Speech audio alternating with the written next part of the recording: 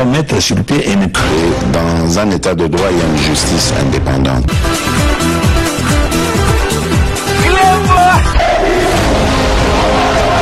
Ce n'est pas pour rien qu'il faut des conseils.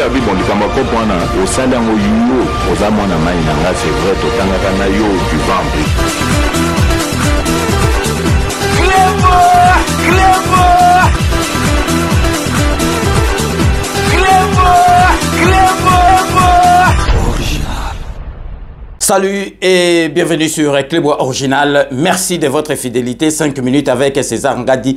Tout le monde est d'accord et il en restera ainsi pendant très longtemps. 5 minutes à l'élo. Tous allez Kolak Sabino, ils allez édition spéciale au Kolak Sabino présent à Seni. Monsieur Kadima a répondu qui n'a pas question Nyoso. Il y a 2 confrères Nabiso sans en esquiver aucune. Boyebi, confrère Nabiso, journaliste, Bazali accrédité.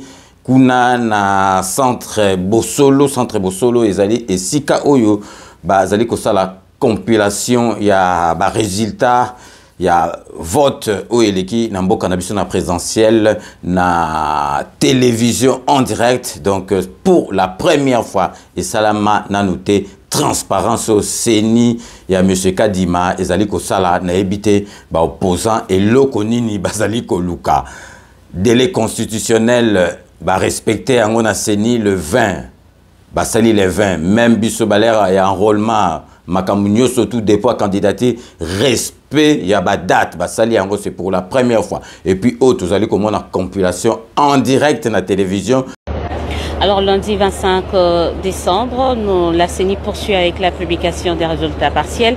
Aujourd'hui, 20 circonscriptions électorales étaient concernées par cette publication. Les 20 circonscriptions réparties dans 7 provinces. Retenez qu'à Bomaville, Kasangulu, Kimvula dans le Congo central, c'est Félix Tshisekedi qui gagne. Feshi, Kahemba, Kasongolunda, Kengeville dans le Congo, c'est encore Tshisekedi qui gagne. Kabindaville, Kamiji, c'est Tshisekedi qui gagne. Dilolo, Kapanga dans le Lualaba, c'est Moïse Katumbi qui gagne. Bolobo, Inongoville, c'est Tshisekedi qui gagne. Beniville, Butemboville, c'est Tshisekedi qui gagne. Isangi, Kisanganiville, Opala, c'est Tshisekedi qui gagne. Alors sur le 20 circonscriptions dont les résultats ont été publiés aujourd'hui, Tshisekedi gagne dans 18 circonscriptions. Là, ces suffrages sont estimés à plus d'1 million. L'écart est tellement immense. Moi, je vous avoue, voilà, je ne sais pas si on peut encore s'attendre à un rebondissement par rapport à ces scrutins du 20 décembre, mais là, retenez qu'on est jusque-là à 43 circonscriptions déjà, dont les résultats sont déjà publiés. Donc, il nous en reste encore à peu près 133 circonscriptions. Est-ce qu'il y aura basculement? Est-ce qu'il y aura rebondissement? Personnellement, je ne crois pas au miracle au regard de l'écart qui sépare le premier du deuxième. On se retrouve demain pour d'autres résultats et la publication dans d'autres circonscriptions. Nanu et Salemate na ebite balingi bandima seni ndenge nini na boposant wana tokotuna kaka bango totiki bino bolanda bino moko boyoka à répondre na ba question surtout oya ba retard ba bureau de vote o ezwaki mbeba to yebisi bino kao ezate sur 75 000 bureau de vote soki 1700 mutu ezwaki mbeba bako benga ngo kao te boyo kabino moko monsieur Kadima azali présent Seni à répondre na ba question nous surtout. Donc restez connectés sur Clébois Original pour la suite de nos programmes. Bienvenue on va revenir mais il est temps pour nous de retrouver la régie. On va prendre l'interview du président de la CENI. C'était quelques minutes avant que nous prenions l'antenne. On prend cette interview et on reviendra pour analyser ce qu'il nous dira. On regarde. Kadima, on est au centre Bosolo aujourd'hui. Une seule question. Ce n'est pas exclu qu'on annule certains résultats. Si après nos enquêtes, j'ai dit que la machine, dans certains milieux, les gens ne comme savent à pas ce Bapéré, que nous on avons est là au Nord Kivu, ils sont surpris. à Louberto. Écoutez, le processus électoral a un seul but, c'est de permettre aux Congolais de s'exprimer par rapport aux candidatures devant eux. Alors, il s'est fait que nous avons eu beaucoup de difficultés d'ordre logistique, mais il y a aussi le temps, parce que nous sommes durant la saison pluvieuse. il y a des endroits où l'hélicoptère ne pouvait pas aller déposer le matériel. Qu'est-ce qu'on fait? On dit que non, on a déjà dépassé le jour, on arrête. Non, je pense que le plus important ici, c'est pas de trop s'attarder sur le fait que nous ayons étendu au-delà du premier jour. La vérité est que si nous ne le faisons pas, il y a des partis qui vont nous attaquer en justice parce qu'ils n'auront pas atteint le seuil par le simple fait que nous ne leur avons pas permis de participer au processus. Donc, ce n'est pas une question de respecter religieusement une date, mais c'est plus une question de participation, une question d'honorer et de respecter le droit de tout un chacun. J'entends certaines parties, certaines personnes dire qui se reposent sur l'article 52 de la loi électorale qui permet à la CENI notamment de laisser la file jusqu'à ce que la file soit épuisée avant que l'on puisse clôturer. Mais là, on a dépassé 2, 3, 4, 5, 6e jour. N'est-ce pas qu'on est au-delà de la loi? N'est-ce pas que c'est des élections qui se passent dans un cadre hors la loi? Si on n'est pas au-delà de la loi, si on est au-delà de la loi, mais on n'est pas au-delà de la Constitution. C'est la Constitution qui nous oblige de permettre à tout Congolais de participer au vote, d'exprimer sa voix, son choix. Mais alors, et comme je l'ai expliqué aussi, nous avons un système électoral qui exige qu'on participe là où on participe partout. Et si un parti n'atteint pas le seuil, ils peuvent facilement dire que c'est parce qu'on n'a pas ouvert à ce lieu-là. Donc, que chacun se pose la question de savoir quel est le moindre mal. Est-ce le fait de respecter le 1 ou 2 jours ou c'est le fait de permettre à tout le monde de participer au processus électoral? Et je pense que si on répond à cette question, on va se calmer. On continuera à voter jusqu'à quand? Jusqu'à ce qu'on puisse voter. C'est-à-dire même demain, après-demain? Pourquoi pas? Ma question, c'est par rapport aux irrégularités. On en a dénombré un certain nombre. Est-ce que vous avez aujourd'hui une idée de leur ampleur, de leur localisation et surtout, quelle suite vous allez accorder à toutes ces irrégularités dénoncées ça et là? Vous savez, ces irrégularités, il faut commencer d'abord par sympathiser avec la CENI. Parce qu'il y a des gens qui ne comprennent pas que ces choses-là ont été faites contre la CENI. Nos agents ont été séquestrés et violemment écartés du processus. Même les témoins des partis politiques ont été attaqués à certains endroits. Mais tout compte fait, ce n'est pas une situation généralisée. C'est quelque chose qui choque, mais ce n'est pas que ça s'est passé comme ça partout. C'est à certains endroits. Et nous, au niveau de la CENI, nous avons mis en place une commission pour identifier et recevoir même identifier ces cas et recevoir même les plaintes des uns et des autres pour statuer. Et nous allons statuer et prendre des décisions. Parfois, ça sera dur, mais on le fera.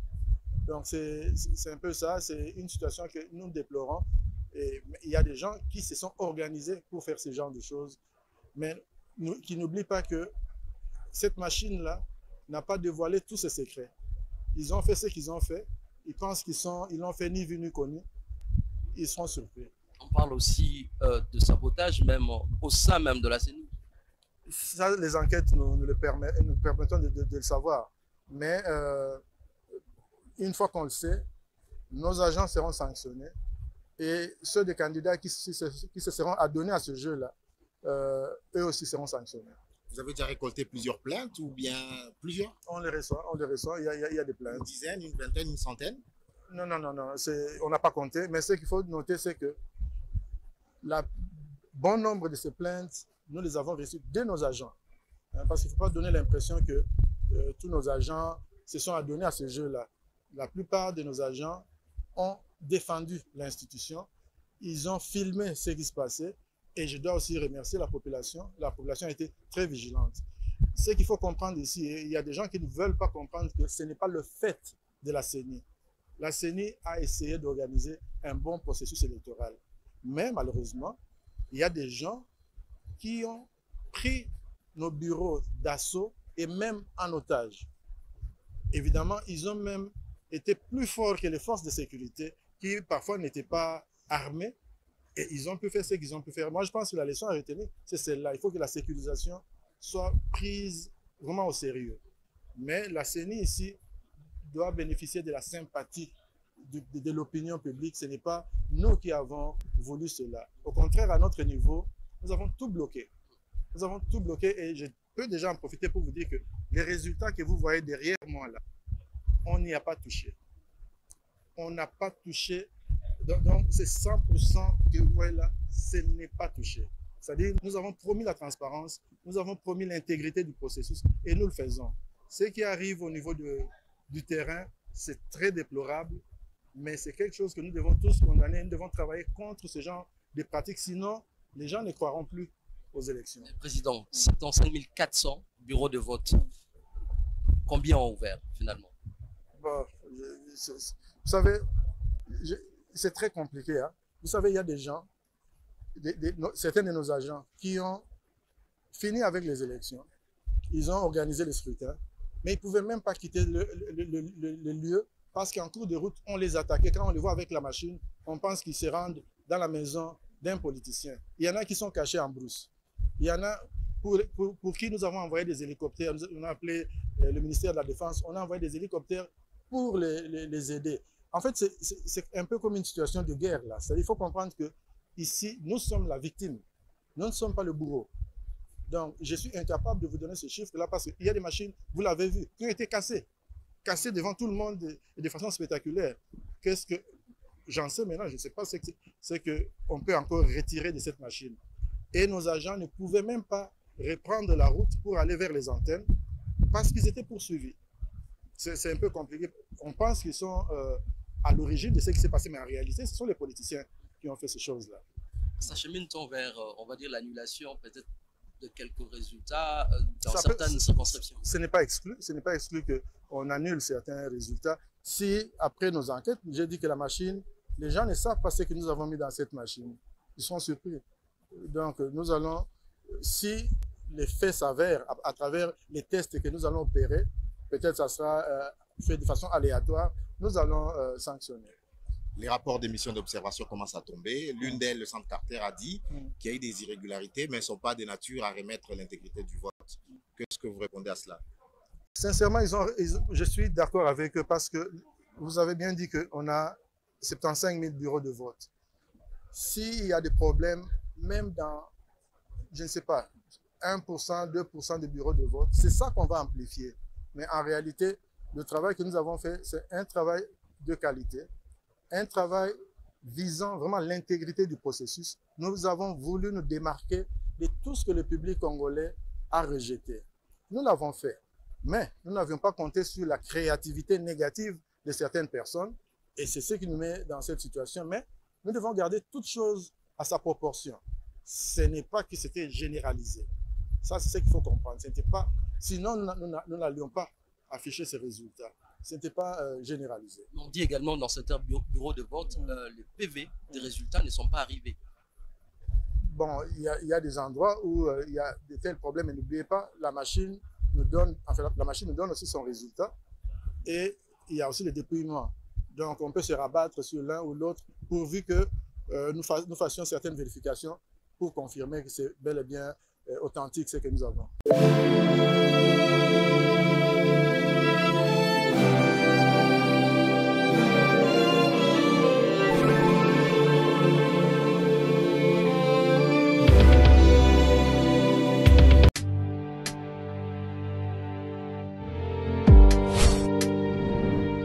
Avec Kodiasimo, voici encore une opportunité de devenir propriétaire à Kinshasa avec un apport à partir de 5 000 $. Des nouvelles parcelles en vente, des constructions déjà en cours, à Ntsele au bord du fleuve, Daipen, à quelques mètres du mausolée d'Étienne Tshisekedi, quartier Poulmalebo, à Safari Beach et bien d'autres encore. Devenir propriétaire avec Kodiasimo, c'est choisir d'acquérir votre bien immobilier avec un accompagnement personnalisé, allant de l'achat de votre parcelle jusqu'à l'obtention de votre titre de propriété. Avec un service après-vente assuré par notre équipe juridique chevronnée, vous êtes garanti de recevoir votre titre de propriété, peu importe votre lieu de résidence. Avec Kodiasimo, vous avez la garantie d'un service clé en main. Kodiasimo, la meilleure adresse pour construire la vôtre.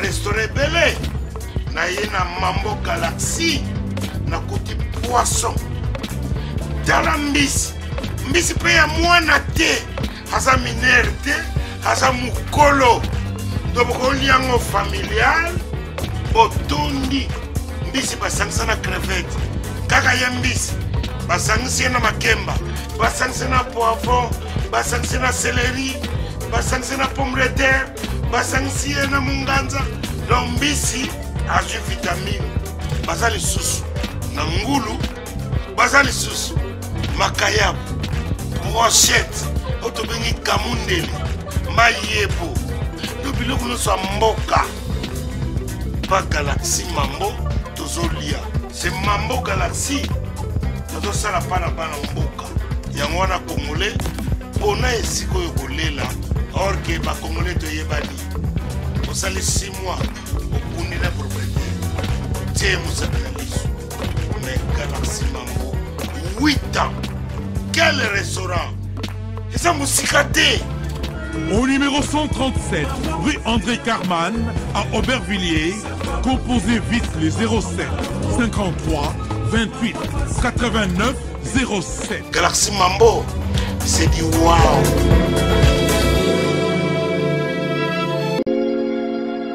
Sepela TV ezali décodeur ya Banamboka. Sepela TV différence nango ezali na ba décodeur mususu o tozalaka nango na kati ya ndaku. Sepela TV botala ngo ezaka mukie. Eza mukie olingi ko voyager ozu yango o voyager nango. Parce que ba décodeur o biso tozalaka nango evandika na ndaku mais Sepela TV déjà eza mukie botala ozu o kolisa ngo na poche na kosi na poche à veste o voyager o memi yango partout dans le monde ici kazo kende. Donc ozaka na besoin ya câble HDMI courant na internet. Internet est comme partout, courant est partout. Donc ils en a plus de 500 chaînes yo surtout ya kitoko. Bilengi ba choix ya congolais kaka mutaoye bango. Donc congolais kaka mutaye bango. Congolais kaka mutaoye ba elengi nini yo kaka. Donc congolais kaka mutaye bango. Donc c'est relative ça ya Banamboka. Bozwa abonnement nango okozwa ngo ya ne mobimba okozwa ngo pe par mois. Au bengi bango na ba numéro na bango bozali komona donc Sepela TV ezali décodeur ya yo ya ngai donc ezali ya étranger te ezali ya Banamboka avec Sepela TV tout le monde est d'accord et il en restera ainsi pendant très longtemps. Bienvenue dans le monde de Sepela TV. Sepela TV est le décodeur qui vous permet de suivre les chaînes du Congo en direct de la diaspora.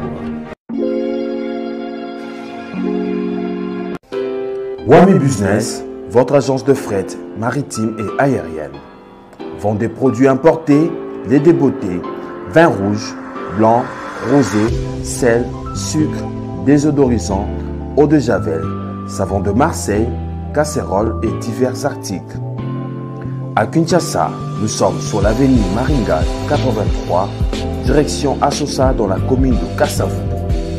Pour plus de contacts, appelez-nous au plus 243 85 018 22 17 0033 75 80 96 032.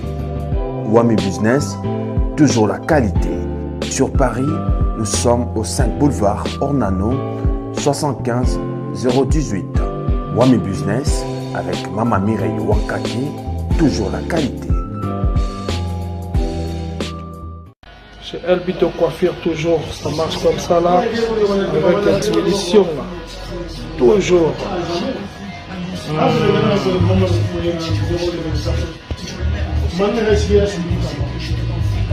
Salon number one, chez Elbito Coiffure. Il coiffe avec sourire, il coiffe avec noblesse. Chez Elbito Coiffure.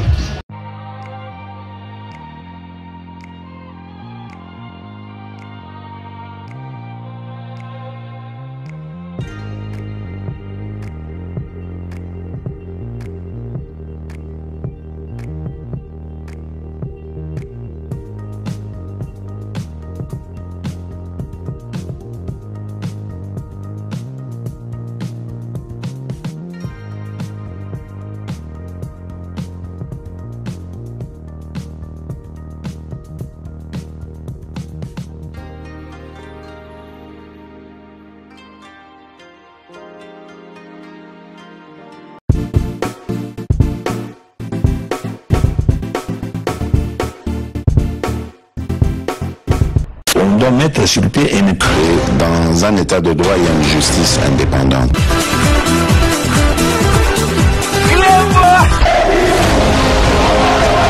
Ce n'est pas pour rien qu'il faut des causes. C'est vrai,